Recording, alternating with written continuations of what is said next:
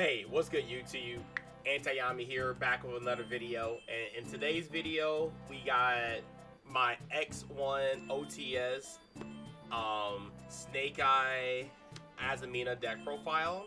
And I'm gonna go ahead and let you know right now, the only round I really lost was round 1 versus Tenpai. Shout out to Marco. Yeah, he got me game 3, dog. Yeah, you just get Tenpai, so it is what it is. I opened basically all like engine pieces, and Magma Mood plus Impulse is a really strong combination. He weakened my board and basically killed me. So, yeah, shout outs to that. But other than that, I basically went undefeated until top cut and stuff like that. So yeah, you know how it is. So,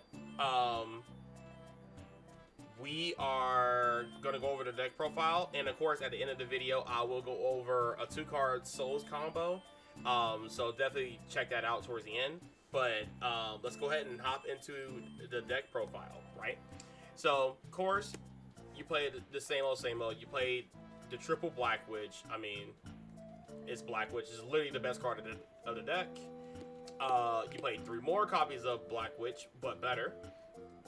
And then, of course, you play the 3 Deceptions. Deceptions are insane, especially in Pure. You want to maximize all your consistency pieces, so you do want to play triple of those cards. I play 1 Deader and 1 Hollow Azamina. This card is actually really insane because a lot of people don't expect it. There's been some plays where I activate Deception while already having Azamina, Hollow Azamina, and I would like tribute one of my, I don't know, like Ash Blossom or something random in my hand, and then they'll Ash it, and then I would just activate Hollow Azamina. And a lot of people were like, wait, you play more than 1? I was like either searching for this card or I was searching for this card, and I just had this card. So you still go into your extra deck, which is extremely good. And the one thing that I really like for this package in general is that when your Hollow Azamina gets Impulsed, you still have access to your engine, so it's really good.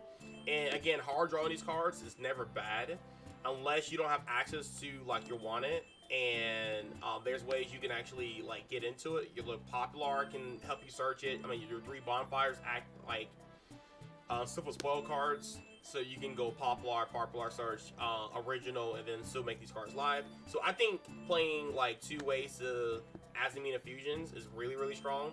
And the graveyard effect here came up in like one of the duels where without it, it would have been severely worse. But I banished this from the graveyard to revive back my Omni Negate, and it was really strong. So very good card, very underrated. Performed very well. Of course, for the Snake Eye engine, I play 1 Snake Eye Poplar, 1 Ash, and double Oak. I like the double Oak a lot. I only play 2, mostly for Shifter. You can get away with only playing just 1 Oak, because I don't really think the second Oak ever really came up. I'm trying to think. No, I really don't think so. I think I might have searched the second Oak, but didn't really need it. So, yeah. So, but every games 2 and 3, I take out the 1 Oak unless I know my opponent may or may not be on Shifter. So, like, I just keep it in just in case. Like, if you get Shifter in draw phase, you go Snake Eye Ash effect, search Poplar. You can make a S or IP, or you can make a Rabbit, and then you use the fill spell to spell and trap the Oak. If this Oak gets banished, you want to have the second copy in deck just to keep your Snake Eye engine going. So that's the only reason why. Other than that, you can play only just 1. Then I play the 2 Bricks, mandatory pretty much. And then you play the 3 Rotas, very broken card. And then you play Temple, Original, and Subversion. This card is super underrated. I went against like that Trift deck where they do the Fiendsmith stuff, but then they have like 28 hand traps. This outing, the High King Caesar was vital to win that game. So, yep, that was there. So, very good. It comes up a lot too because it is a simple spoils card. So you can actually send this card to go into your Azamina lines, which is really cool. And my favorite card of the entire list is 3 Magician Souls. This card is so underrated in this deck. The fact that it can technically search out Black Witch, and then also there's lines where you can actually dump Snake Eye Della Bellstar for your popular lines, and playing through like hand traps outside of Droll, it's really good. Really good. Sometimes I'll start with Souls, activate the effects in Imperm to make my hand look like it's extremely weak. It gets hand trapped 100% of the time. And then I will just like summon Black Witch or activate Deception, Tribute, and we're off to the races. So, very good card. I like it a lot. Ash Blossoms. I mean, they're Ash Blossoms. Furos is Furos. Impulse is insane. This card overperformed all day. And then you have the triple Imperm because it's Imperm.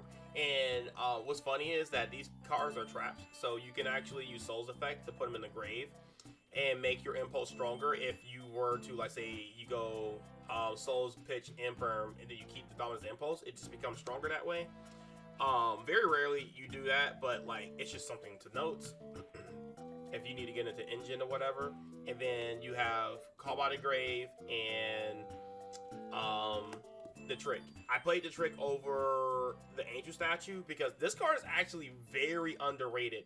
And there's one game I actually got saved because I was gonna die and I hard drew this card. So they were basically attacking for game, and then I activated this card to like live a turn, and then that was enough for me to win the game. Card is really good, especially like in the Tempai matchup. You can actually hit the fill spell, which won me a game. It comes up in a lot of weird scenarios. It's really weird to play around because everybody's so used to the Angel Statue that card is actually insane. Going to the extra deck, Link 1, you play Anima, yeah, IP, Rabbit, Pit Knight early, good for the inboard. SP Little Knight, Phoenix, which I never summoned Phoenix all day yesterday, but I mean it's there. One Dark came up a lot. Hida came up a lot. Princess, Celine came up a couple times. Zelantis, Access Code Talker, and Raging Phoenix. Actually physically never summoned these cards, but you know, once you play through all the interruptions and you're just playing, people normally scoop. And then of course the 2 fusions. So that is it for the extra deck. Nothing really to be said about it. Playing double OTK packages is really insane. Came up a lot in testing. Moving on to the side deck, we are playing the triple D barrier, double Dimension Ground, and 1 Trap Trick. Now this package was really insane. The fact that you have access to 3 copies of this with the Trap Trick, and then you also have 4 copies of the D barrier. And the Trap Trick is really strong because sometimes you can actually Trap Trick into Impulse if you already have access to like these cards. So this being like just extra utility is really strong. And I was on Thrust, so I think it was something like double D barrier, 1 of this and 1 of this, and then these 3 were Thrust. I never used Thrust 22nd, so I didn't see a reason to play it. And if you were to play Thrust in the main deck, or sorry, in the side deck, you're relying on your opponent to like interact with you before Thrust is live. So there's been times where my opponents don't even hand trap me, or they go Impulse or Imperm, and Thrust is not live. So I think hard drawing the traps are a lot better than relying on your opponent to actually use a monster effect. Next, triple Cosmic Cyclones. Card is broken. This format is really good. It hits a lot of things. One, it hits back row decks, which is really strong, like Labyrinth or like Stun. But also, it hits Fire King pretty well, and it's actually really good in the pure mirror match, where you go first, and you can like Cosmic the Deception, you can Cosmic their Fill Spell, you can Cosmic just like a lot of crazy things. Really strong. Overperformed. The 3 Charmies, I mean, nothing need to be said about that. And I also side decked the triple Nib. I don't think I drew or resolved Nib at the OTS or anything like that, but in concept it's really strong. I think Nib is still an insane card, And even though it conflicts with Impulse, that's a decision you have to make when you open Nib plus Impulse. But I think it's extremely worth it because a lot of people don't see that card coming. And people literally play into it when they know you play Impulse. It's actually insane. So, alright guys, that's going to be it for the deck profile. I hope you guys enjoy that portion. Stay tuned for the 2-card combo that I'm going to show you guys. And I'll see you guys there. Alright guys. This is the 2-card combo that I want to go over in this video, and it's extremely strong. I like it a lot. It's the main reason why I like this card. This card is so like versatile and its combos and stuff like that. So let me just go over kind of like this spreadsheet combo through like no hand traps or anything like that. But okay, let's go ahead and get started. So first, we're going to activate Souls first because we want to play through Impulse, just in case if they do have it, it plays better into it.